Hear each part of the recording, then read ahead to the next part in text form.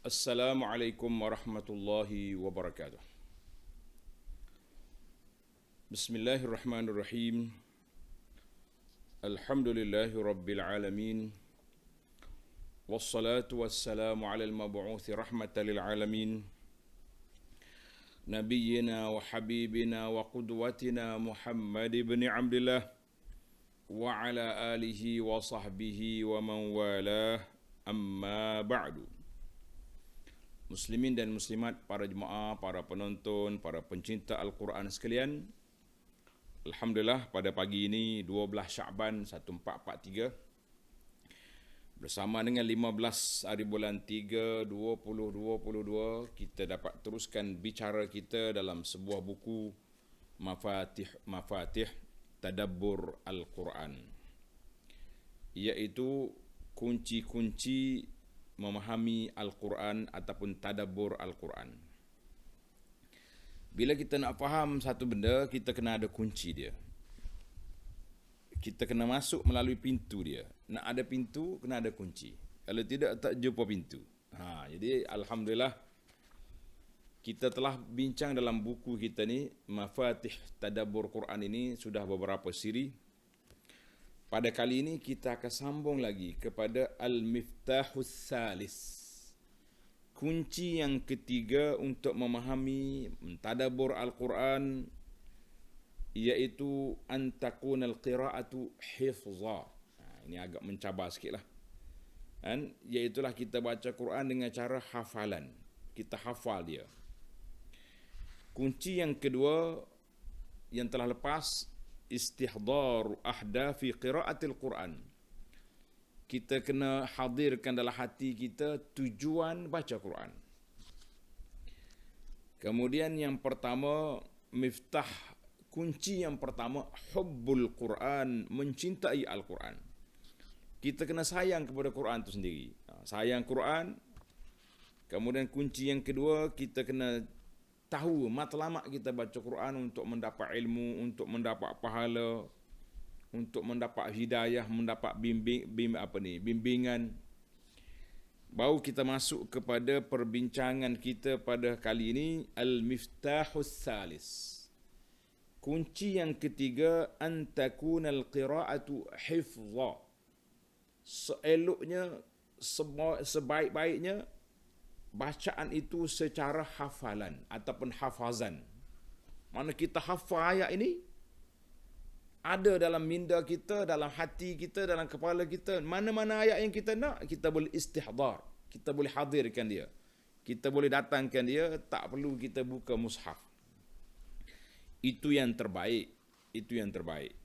Bukan makna kalau kita tak boleh hafal, tak boleh faham Quran. Tidak juga. Jadi kita kena ambil cara yang baik, iaitu menghafal Al-Quran, menghafaz Al-Quran, dan mengingati, memahami dia, mengikut apa yang telah kita ingat dan kita hafal itu. Ini penting ni dalam perjuangan kita ni, kita nak hafal Al-Quran. Bila sebut hafal Quran ni, ramai yang menggigil. Dia kata, ustaz saya dah tua, tak boleh hafal. Kita kata kalau tak boleh hafal semua, kita pilihlah surah-surah. Kita pilih surah yang kita boleh hafal. Surah apa yang contohnya? Kita hafal dengan surah Al-Mulk dulu. Kita hafal ayat ayat lazim dulu. Ayat lazim, bahasa Melayu kata ayat lazim. Wad-duha ke bawah. Kita baca, kita ni sebenarnya para jemaah sekalian, hidup di alam nyata ni, kita kena tahu ada surah yang bukan saja kena hafal, tapi wajib hafal. Surah apa? Surah Al-Fatihah. Siapa dia tak hafal surah Al-Fatihah, kaifa yusalli, bagaimana dia nak salat? Bagaimana dia nak salat? Maka ada surah yang wajib dihafal, ada surah yang kita patut hafal, dan ada surah yang seboleh-bolehnya kita hafal dia. Insya-Allah. Cuma timbul juga sebahagian daripada ulama yang agak keras membantah. Dia tak boleh hafal Quran, bahaya. Sebab kalau lupa, kena laknat, masuk neraka dan lain-lain lagi. InsyaAllah kita akan bincangkan tajuk kita ini dalam dua perkara. Yang pertama, kelebihan menghafal Al-Quran. Dan kepentingannya yang kedua, kita tengok pandangan ulama tentang ancaman kepada orang hafal Quran kemudian dia lupa. Bagaimana mafhumul hadis, kepahaman yang benar dalam masalah ini. Kalau kita setakat dengar video je, orang cakap tak boleh hafal Quran, tuan-tuan dan puan-puan kena ingat, di Malaysia ni sudah ada permata dia panggil. Permata ni makna Persatuan Ma'had Tahfiz Al-Quran. Tuan-tuan boleh tanya mereka berapa banyak ma'had tahfiz yang sudah tumbuh, yang dianjurkan, yang diasaskan oleh para asatizah kita untuk anak-anak hafal Quran. Itu yang swasta. Yang kerajaan, setiap kerajaan negeri ada ma'had tahfiz dia sendiri. Jadi kalau kita berpegang dengan pandangan ini, banyaklah ma'had tahfiz yang akan ditutup dan banyak juga peluang-peluang untuk anak kita hafal Quran akan terbantut. Jadi kita kena bersikap adil dalam masalah ini. Jangan ambil separuh-separuh perbincangan, akhir sekali menyebabkan timbulnya kecelaruan. Jadi baik, para jemaah sekalian, kita masuk kepada tajuk kita. Al-miftahus thalis. Kunci yang ketiga, an takuna al-qira'atu hifza. Kita baca Quran dengan cara hafal. Jadi kita baca Quran dengan cara apa? Dengan cara kita hafal Al-Quran yang kita baca ni.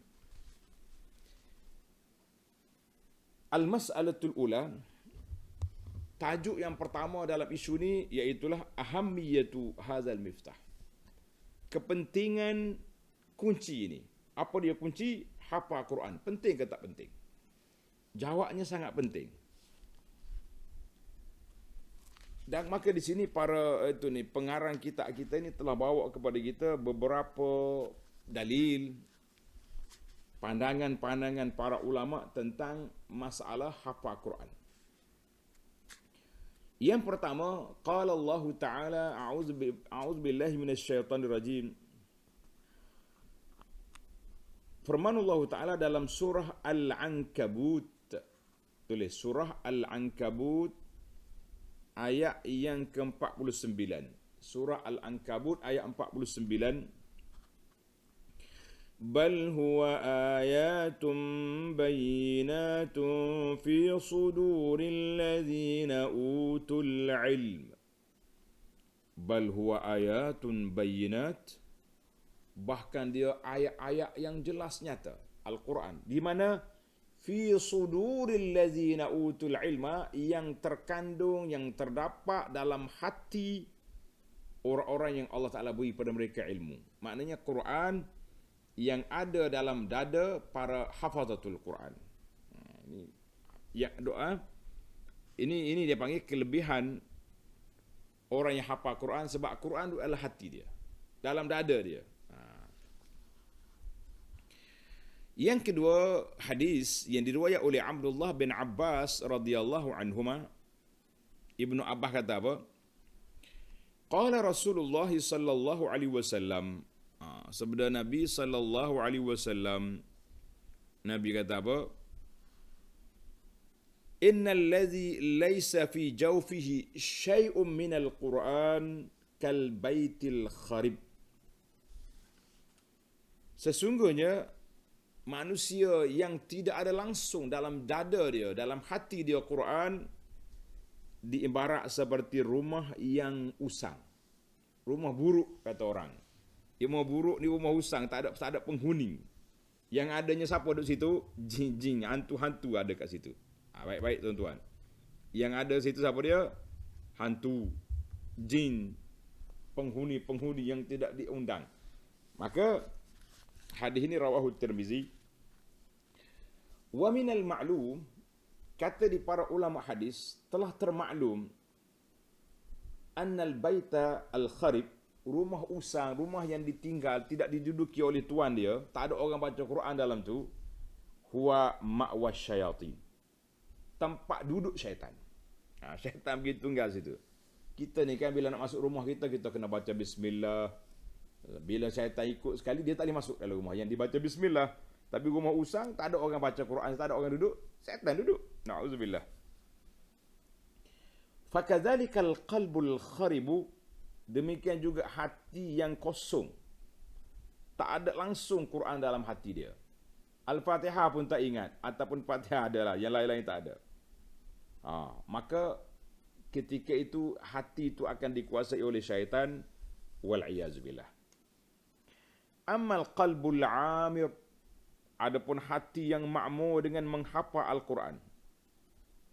Fala yaqrabuhu syaitanun. Syaitan tak akan dekat dengan dia. Wa biiznillahi ta'ala la yatamakkanu min izaihi. Dengan izin Allah Ta'ala, syaitan tak mampu nak kacau dia. Ini pentingnya hati kita tu diisi dengan Al-Quran. Oh, dia kata, Ustaz, saya tak ingat banyak. Kalau tak ingat semua Al-Quran pun para jemaah sekalian, biarlah kita boleh ingat beberapa ayat pelindung. Dengan Al-Fatihahnya, 3 kulnya, ayat kursinya, amanah Rasul. Ayat pelindung kita kata macam ayat yang kita baca malam-malam, surah Al-Mulk, ayat pelindung daripada Dajjal, awal surah Al-Kahfi. Kena ada ayat-ayat pelindung ni, biar dalam dada kita. Kalau tak boleh hafal semua pun, biar ada. Jangan jadi seperti rumah usang yang langsung tidak ada Al-Quran. Langsung tidak ada Al-Quran. Yang ketiga, wa qala Ibnu Mas'ud radhiyallahu anhu, Ibnu Mas'ud kata apa? Inna hadhil qulub aw'iyatun. Hati kita ni seperti bekas. Hati kita ni seperti apa? Seperti bekas. Fashghaluha bil Quran, maka isilah dia dengan Quran.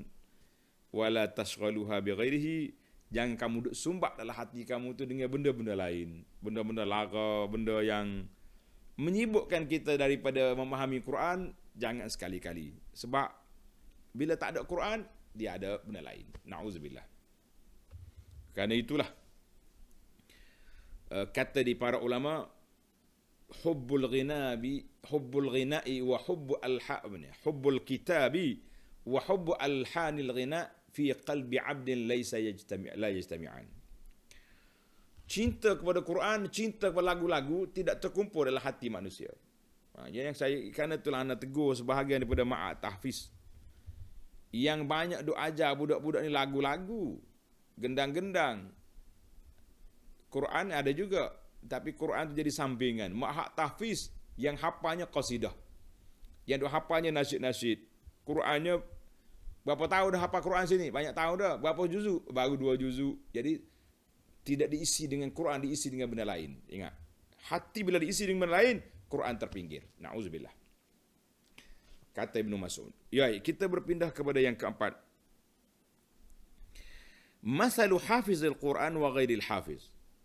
Bandingan orang yang hafal Quran dengan orang tak hafal Quran. Umpama seperti seorang yang mengembara, seorang pengembara yang bermusafir. Dua orang pengembara musafir. Al-awwalu zaduhu tamru. Yang pertama seorang ni, dia punya bekalan makanan dia buah kurma. Buah tamar bekalan dia. Menarik juga ni analogi ni. Wasani zaduhu ad-daqiq. Yang seorang lagi, dia punya makanan dia, bekalan dia gandum. Yang pertama tadi, bekalan dia apa dia? Tamar. Ya'kulu matasya wa huwa ala rahilatihi. Dia boleh makan buah kurma sedang dia duduk atas kenderaan, duduk atas unta dia, ambil buah kurma, bismillah, ngak makan. Wasani, yang kedua, yang seorang lagi bawa bekalan makannya dia gandum, dia kena turun daripada kenderaan, dia kena uli gandum, dia kena nyalakan api, buat roti, bakar, kemudian masak baru makan. Maksud dianya, orang yang hafal Quran, bila-bila masa dia nak baca Quran, dia baca. Tapi orang tak hafal Quran, dia kena cari ke mushaf dulu, kena cari alat-alat dulu, cari Quran dulu. Mana Quran nak baca? Itu perbezaan yang ketara di antara orang hafal dengan tak hafal. Boleh je tuan-tuan cakap, zaman kita hari ni ustaz, tak hafal pun tak apa, dalam handphone ada. Nah, maknanya bila-bila kita nak, asalkan nak baca je lah. Tapi biarlah kita duduk Di atas landasan yang disebut oleh para ulama ini perbezaan yang ketara. Anak baca Quran, orang hafal Quran bila-bila je dia boleh baca. Orang tak apa, dia terpaksa kena cari kitab dulu, cari mushaf dulu. Yang kelima, wal ilmu mislud dawa. Ilmu ni seperti ubat. Ilmu diibarat seperti ubat, la yu'athir hatta yadkhul al-jawf wa yakhtalit bid-dam. Ilmu seperti ubat. Ubat ni tak ada kesan kalau kita setakat beli ubat. Saya dah beli ubat 5 jenis ubat beli. Awak telan ke tak? Belum lagi. Ada faedah? Ada kesan? Tak ada kesan. Sebab dia belum telan ubat itu. Dia belum makan lagi ubat. Dia cuma beli ubat. Jadi ubat tu memberi kesan bila kita telan. Ubat tu telah diproses, bercampur dengan darah, masuk dalam tubuh kita. Maka waman lam yakun kadzalika, siapa dia ubat dia tu tidak ada dalam darah dia, tak bercampur dengan darah daging dia, fa inna asarahu muaqqat. Kesan dianya berwaktu. Bila masuk ubat, maka makan. Apa dia maksud dia ni? Maknanya orang yang jiwa dia penuh dengan Quran, penuh dengan Al-Quran dalam jiwa dia, ubat tu sudah sebati dengan jiwa dia. Itu pada asasnya, secara zahirnya begitulah keadaan. Kan? Walaupun kadang-kadang kita tengok ada orang hafal Quran tapi akhlaknya begitu juga kurang baik, itu dia panggil benda yang nadir. Tapi sepatutnya Al-Quran memandu dia, bukan dia kacau Quran. Yang keenam, wa masalahuma masalul jihazil muzawwad. Bandingnya orang hafal Quran dengan orang tak hafal Quran ni seperti alat yang dipasang dengan bateri. Dipasang dengan bateri. And al-muzawwad bi batariyah. Maknanya bila kita ada bateri dalam alat kita ni, bila-bila kita boleh pasang. Tapi yang kedua ni tak ada bateri, dia ada wayar elektrik. Jadi bila nak pasang kena pergi cari mana plug, mana wayar. Ibaratnya macam tu, orang hafal Quran ni bila-bila masa dia nak baca, dia hafal. Orang yang tak hafal Quran, dia kena pergi cari kitab, cari alat dulu. Contoh-contoh ni lah. Yang ketujuh, kata Syekh Ahmad Abdul Halim rahimahullahu ta'ala, ana jannati wa bustani fi sadri. Syekh Ahmad ni rahimahullah, dia ni sentiasa keluar masuk penjara. Kena khianat ke kawan-kawan zaman dia, masuk penjara. Dia kata apa? Syurga aku tu adalah hati aku. Kebun-kebun taman aku dalam dada aku. Anna ruhtu fahiya ma'i. Kemana aku pergi, dia ada bersama aku. Maksudnya Quran dia hafal, sunnah Nabi SAW dia hafal. Dia duduk dalam penjara pun dia boleh baca Quran, dia boleh tafsir Quran, dia boleh menulis sebab dia sudah hafal Al-Quran dan sunnah dan juga kitab-kitab para ulama. Yang kita hari ni, kalau kita nak pergi kuliah, tiba-tiba kitab yang kita nak, nota yang kita bawa tu hilang. Ataupun iPad yang kita bawa ni padam mati elektrik. Macam nak buat? Sudah. Itu bezanya. Dia kata jannati wa bustani fi sadri. Kebun aku, syurga aku dalam dada aku. Kamu letaklah aku di mana pun, aku boleh buat kerja. Sebab apa? Dia tak perlu pada rujukan sebab dia sudah hafal rujukan. Rujukan itu sudah dihafal oleh dia. Kita mengatakan ini perbezaan yang besar, tuan-tuan, orang yang hafal Quran dengan tak hafal Quran. Yang ketujuh, seorang ulama nama dia Sahal bin Abdullah. Sahal bin Abdullah ni rahimahullah, dia kata kepada salah seorang daripada murid dia. Dia tanya, atahfazul Quran? Awak apa Quran ke tak? Qala la. Dia kata tidak. Qal wa ghausahu li mu'min la yahfazul Quran. Wei, peliknya seorang mukmin tak hafal Quran. Fa bima yatarannam wa bima yatana'am fa bima yunaji rabbahu. Bagaimana dia nak ambil, nak menikmati hidup dia ni. Dan Quran dia tak ada dalam dada dia. Bagaimana dia nak baca, bagaimana dia nak munajat dengan Allah Ta'ala sedangkan Quran tak ada dalam hati dia. Itu kata-kata Sahal bin Abdullah At-Tustari. Yang kesembilan, yaqulu Abu Abdullah bin Bishrin Al-Qattan.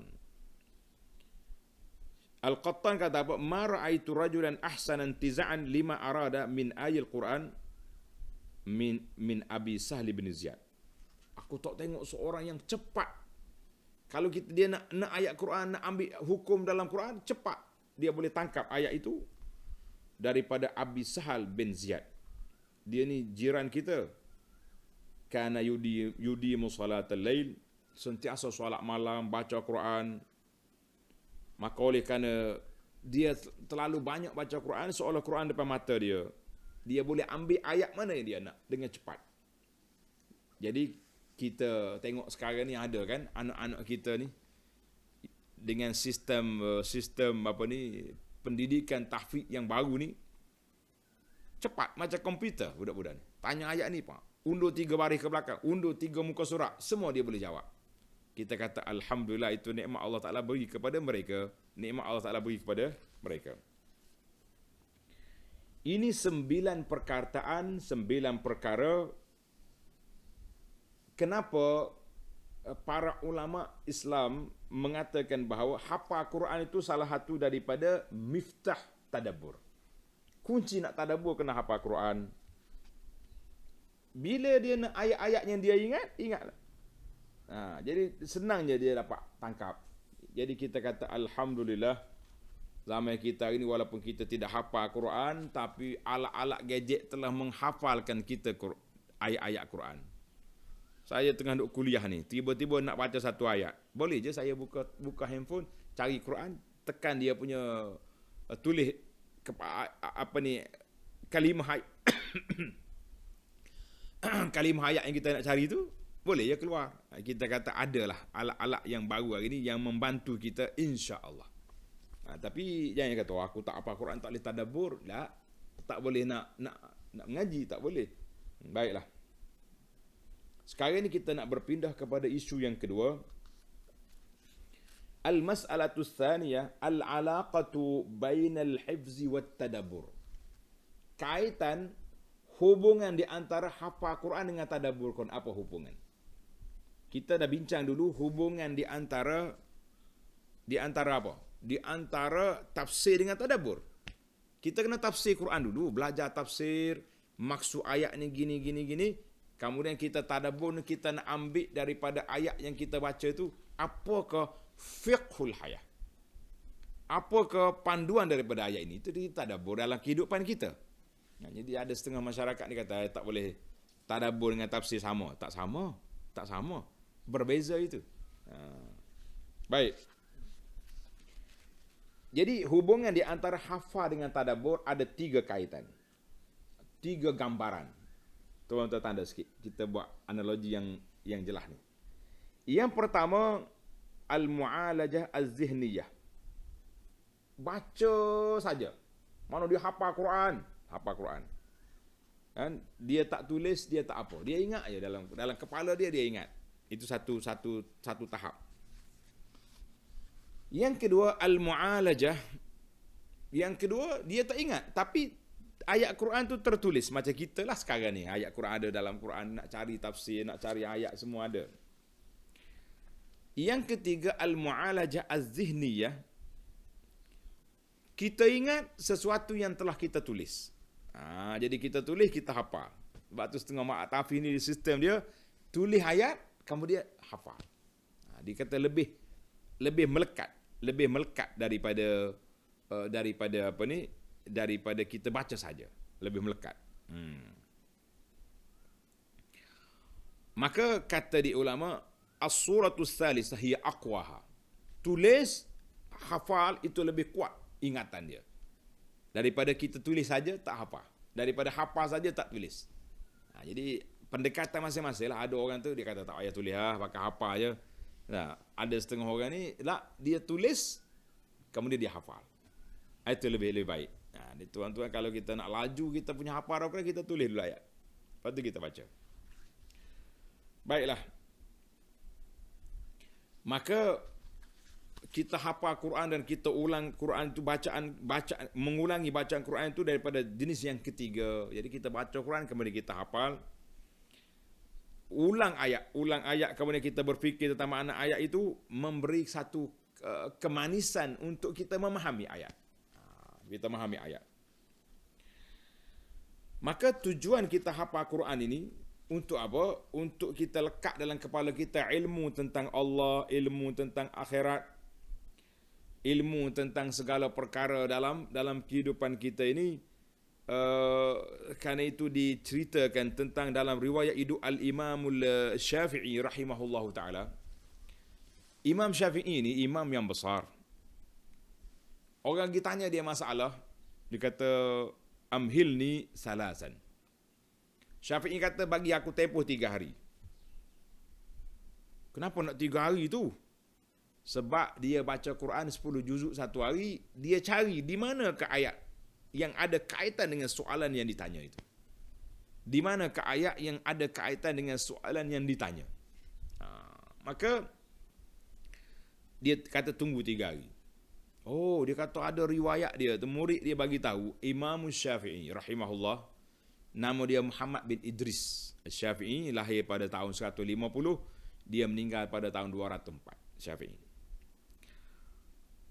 Dia kata murid dia kata Syafi'i pada bulan Ramadan saja dia khatam Quran 60 kali. 60 kali baca Quran. Ya. Sekali khatam tengah hari, sekali lagi dia khatam malam. Ana waktu baca cerita ni fikir juga 60 kali ni. Kita nak khatam 3 kali bulan Ramadan pun rasa orang panggil berasak. Berasak. Bekerja-kerja kita. Tapi Imam Syafi'i khatam 60 kali. Alhamdulillah, Allah Ta'ala jelmakan seorang pemuda zaman kita ini, Jihad Al-Maliki, yang buta mata tu di Arab Saudi. Dia kata dia khatam 60 kali baca Quran sebagaimana Imam Syafi'i di bulan Ramadan. Kita kata Masya Allah, contoh ada di zaman kita ini. Tuan-tuan jangan duk mikir tak ada. Ada rupanya. Alhamdulillah. Baiklah para pelajar sekalian, itu di antara kenapa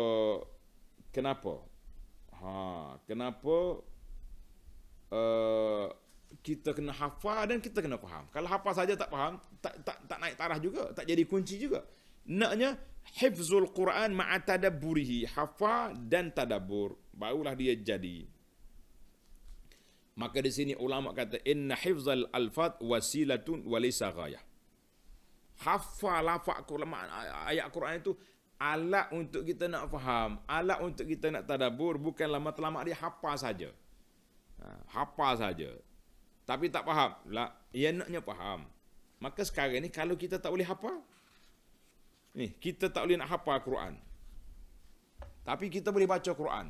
Kita boleh baca terjemahan, kita boleh baca tafsir, kita boleh memahami apa maksud ayat yang kita kata tadabbur sekarang ni, kita kata alhamdulillah. Walaupun tak boleh kunci besar, kita ada juga kunci kecil-kecil yang kita nak memahami Al-Quran. Itu yang baik. Baiklah. Baik para jemaah sekalian, kita pergi kepada perbincangan yang kedua tentang ramai yang bertanya tentang apakah hukum orang yang hafal Quran kemudian dia lupa. Dia hafal Quran, dia lupa. Wama aksaruhum, dan berapa ramainya anak-anak kita yang habis di ma'had tahfiz Quran, yang kerajaan yang tak kerajaan. Ada yang al-hafiz, ada yang al-habis. Dua dia punya. Orang yang duduk di ma'had tahfiz ni ada dua kategori. Satu dia panggil al-hafiz, mana dia hafal sungguh Quran. Ada orang yang al-habis, mana dia habis hafalan Quran silibus, tapi dia tak murajaah balik. Macam mana nak buat? Apakah orang ni berdosa besar? Sebagaimana yang disebut oleh sebahagian ulama. Jadi kita bincangkan tajuk ini. Sebab itulah bila orang ni lupa Quran, jangan kata nasi tu, aku lupa, tak. Kita kena kata nusi tu, unsi tu, nusi tu, aku dilupa. Aku telah dilupakan Quran. oleh syaitan. Syaitan kacau kita. Sebenarnya dia yang kacaunya sebab dia tak murajaah Quran. Dia kata, kalau kata nasitul Quran, aku lupa Quran, tak baik. Kita mana boleh lupa Quran, Quran tak boleh lupa. Dalam hadis Nabi SAW, an Abdullah bin Mas'ud qala sallallahu alaihi wasallam bi'sama li ahadihim yaqul nasitu. Tak baik seorang itu berkata aku lupa ayat kaza wa kaza, ayat kaita wa kait. Aku lupa ayat-ayat ni. Jangan sebut dia kata. Bal huwa nusi. Dilupakan. Itu yang kita nak, dilupai. Maka Nabi kata istazkiru al-Quran. Wahai para penghafal Quran, ulang kaji balik Quran. Jangan banyak tidur, banyak hafal. Banyak ulang kaji. Falahu wa ashaddu taqassiyan min suduri rijal minan na'ami bi'uqaliha. Quran ni cepat lari daripada dada, daripada hati penghafal dia, lebih cepat daripada hayawan yang terlepas tali. Tali ekal, tali pengikat dia tu. Terlepas tali pengikat, dia lari. Quran kalau tak murajaah, dia juga akan lupa. Allahul musta'an. Hadis ini rawahul Bukhari wa Muslim. Dalam hadis lain juga lafaz Muslim, la yaqul ahadukum nasitu ayat. Mu jangan kata aku lupa ayat, tapi kata nusia. Nusia, dilupakan. Jadi dilupakan. Dan pernah Nabi SAW, hadis Aisyah radhiyallahu anha, qalat, kana Nabi SAW yastami'u qira'ata rajulin fil masjid. Nabi dengar seorang sahabat baca Quran di masjid. Masjid dia lah. Faqala rahimahullah. Allah Ta'ala bagi rahmat kepada sahabat ini. Laqad azkarani ayatan kuntu unsituha. Dia telah memperingatkan satu ayat yang aku dilupakan. Dilupakan ayat tu. Aku terlupa ayat tu. Rawahul Bukhari. Maka eloknya jangan kita kata aku lupa tapi dilupakan. Ayat ini dilupa. Sebab apa dilupakan? Sebab aku tak murajaah. Baik, isu lupa dengan dilupakan. Itu bahasa yang penting. Cuma timbul lagi soalan, apakah hukum? Orang yang baca apa Quran, kemudian dia lupa. Maka di sini timbulnya para ulama, khususnya dalam mazhab Syafi'i agak keras. Wa qad ikhtalafa al-ulama fi hukmi nisyanil Quran mimman kana. Orang ni hafal Quran kalau dia lupa. Tulis, pandangan yang pertama, wa qad zahaba ta'ifatun minasy-Syafi'iyyah. Ada sebahagian daripada ulama Syafi'i mengatakan dia minal kabair. Orang ni dosa besar. Ini kalau ada yang kita duk tengok ada orang kata tak boleh hafal Quran ni kalau lupa dosa besar, ada pandangan. Ada yang ulama kata bukanlah dosa besar tapi termasuk dalam perbuatan tidak baik. Sebab Quran ni dalam dada dia tiba-tiba terlepas. Benda baik kita lepas. Tak baiklah kau buat tu. Jadi ada yang mengatakan fa inna nisyal Quran minaz zunub. Dia kata terlupanya, dilupa kita baca Quran dengan sebab dosa kita tu. Dengan sebab dosa kita.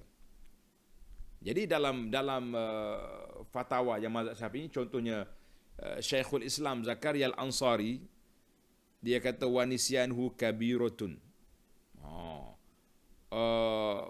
Lupa hafal Quran ni dosa besar. Mana dalil? Dalil dia nah. Kita tengok dalil Dalil yang mengatakan baca Quran itu dosa besar kalau terlupa.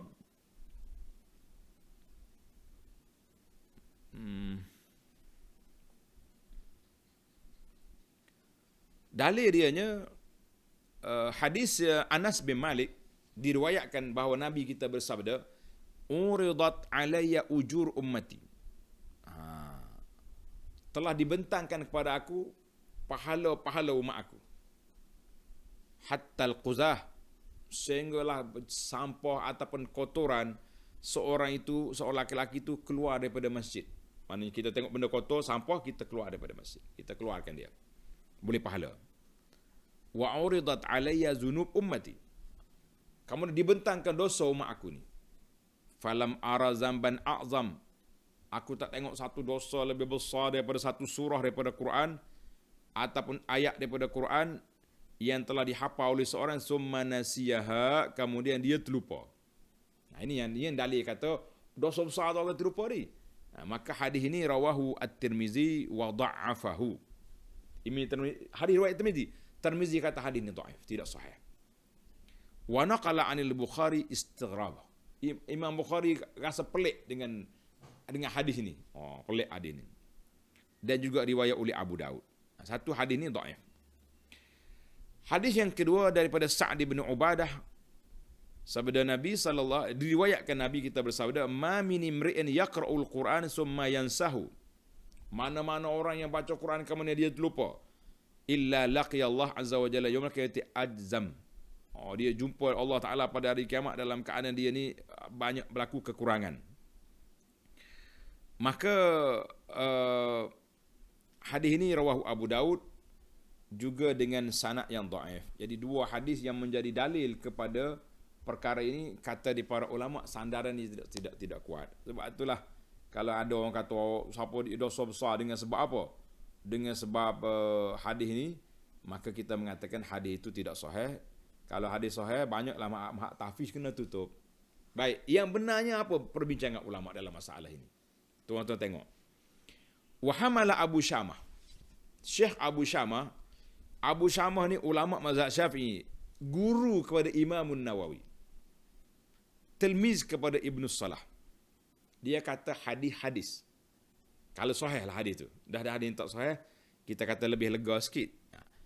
Dia kata al-ahadith fi zammi nisyan al-Quran, hadis yang mencela lupa Quran itu ala tarkil amal, orang yang tidak beramal dengan Quran.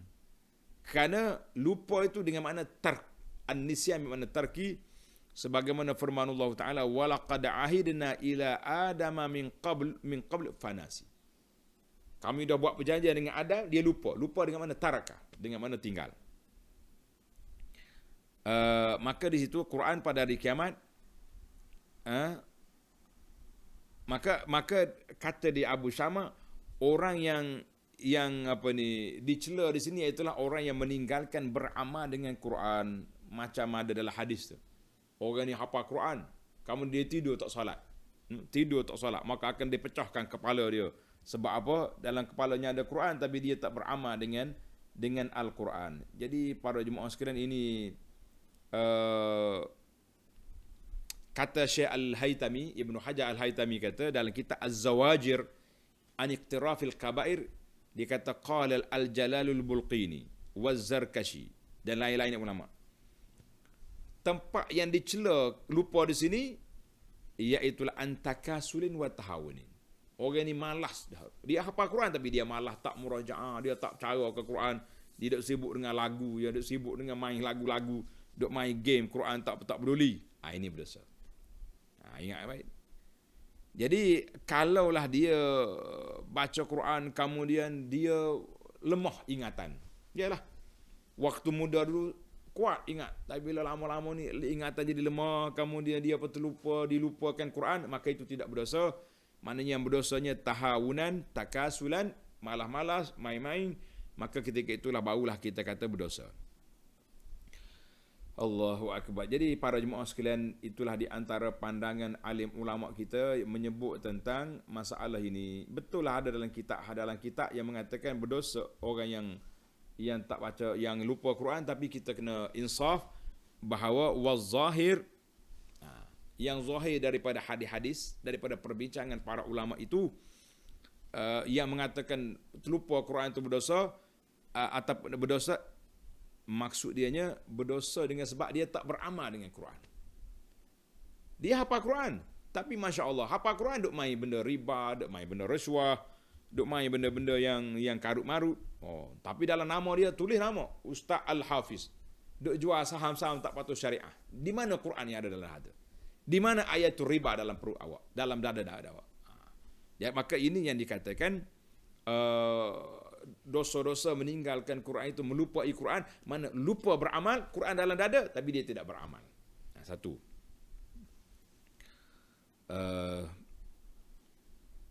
Ada pun orang bisa babi dha'fiz zakirah, orang yang dah lemah ingatan dia ulang-ulang pun tak ingat juga, terlupa juga, maka orang itu tidak berdosa.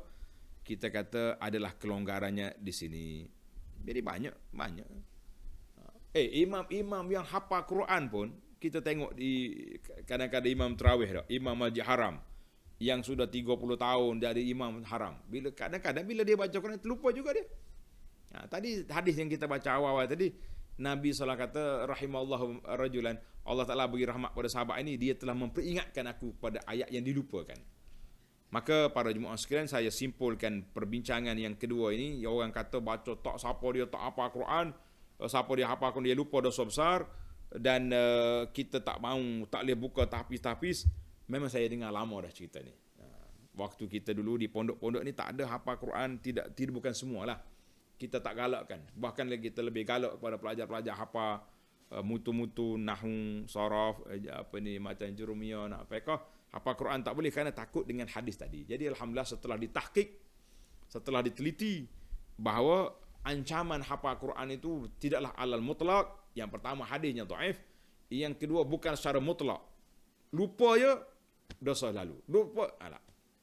Jadi ada dawabit. Lupa itu sebab apa? Sebab ada ulama kata lupa beramal. Ada yang mengatakan lupa dengan sebab lara, main-main. Quran ada dia tak murajaah. Dia main lagu-lagu. Ada yang mengatakan lupa dengan sebab lupa tidak beramal, dan kalau dia lupa kerana lemah, ingatan sudah lemah dan sebagainya, orang ini tidak berdosa. Kita kata alhamdulillah. Baik. Kita simpul balik kepada apa yang kita bincang dalam miftah kita, kunci kita yang ketiga ini, iaitulah hafal, kalau boleh dia panggil baca Quran dengan tadabbur, al-qiraah hifzan. Sebab kita nak cepat, kita ingat ayat-ayat ini, kita ingat. Ada sebuah buku yang baru saya beli di Mekah waktu umrah baru ini. InsyaAllah buku ni saya akan bentangkan kepada tuan-tuan dalam masa yang bila ada masalah. Cantik buku ni. Nama dia untuk ustaz-ustaz kita ni cantik, yang duduk kat Mekah tu cari. Nama dia Lawami'ul Bayyinat. Lawami'ul Bayyinat. Makna kilauan yang menjelaskan lima fi khatmil ayat bi asma'illahil husna min dilalat. Ayat-ayat yang Allah Ta'ala akhiri ayat dia dengan nama-nama Allah Ta'ala. Innahu huwas sami'ul alim. Innahu huwal ghafurur rahim. Menarik kita ni. Kalau insya-Allah satu masa nanti ana akan baca kepada para jemaah sekalian, petikan daripada Lawami'ul Bayyinat yang kita beli ni, insya-Allah. Dan aku tengok je ilmu-ilmu yang berkait dengan tafsir, dengan tadabbur, yang boleh menyentuh perasaan kita ni, saya beli. Kenapa tuan-tuan? Kerana kita nak, orang panggil tazawud, bila kita jumpa bekalan tenaga yang baru ni, kita beli. Bahasa Arab kata tambah cas bateri lagi lah. Bateri ilmu yang ada ni menarik. Alhamdulillah. Mudah-mudahan. Ada pun terjemahan kita ni, mafatih tadabbur ada dua terjemahan. Satu, membangun hidup berkat dengan Al-Quran. Yang ni nampak keindonesiaan sangat. Ada sebuah lagi buku yang sahabat hantar kepada saya. Dia hantar sini, tuan-tuan boleh cari kitab ni. Dalam shop, dia kata dia beli dalam Shopee. Tajuk dia pun ni. Panduan Tadabbur Al-Quran, terjemahan kitab ni, Miftah Tadabbur ni, dia terjemah dengan Panduan Tadabbur Al-Quran, Indahnya Hidup di Bawah Naungan Quran oleh Dr. Khalid Abdul Karim Al-Lahim. Ni kan. Ni kalau tuan-tuan nampak lah. Ni nampak ke tak nampak, saya tak pasti. Saya anak pun tak ada lagi kitab ni. Ada sahabat hantar mari, dia kata ustaz ada terjemahan yang menarik ni. Cari dalam Shopee, tajuk dia Panduan Tadabbur Al-Quran. Kitab warna hijau ni lah, warna hijau ni. Carilah. Mudah-mudahan ada manfaatnya kepada kita semua, insya-Allah. Jadi para jemaah sekalian, setakat itu dulu. InsyaAllah kita akan masuk lagi dalam kunci yang keempat. Kunci yang keempat, Al-Miftahur Rabi' Al-Qiyamu Bil-Quran. InsyaAllah dalam siri akan datang. Subhanakallahumma bihamdika, Ashhadu an la ilaha illa anta, astaghfiruka wa atubu ilaik. Wa sallallahu ala nabiyyina Muhammad wa ala alihi wa sahbihi ajma'in. Walhamdulillahi rabbil alamin. Wassalamualaikum warahmatullahi wabarakatuh.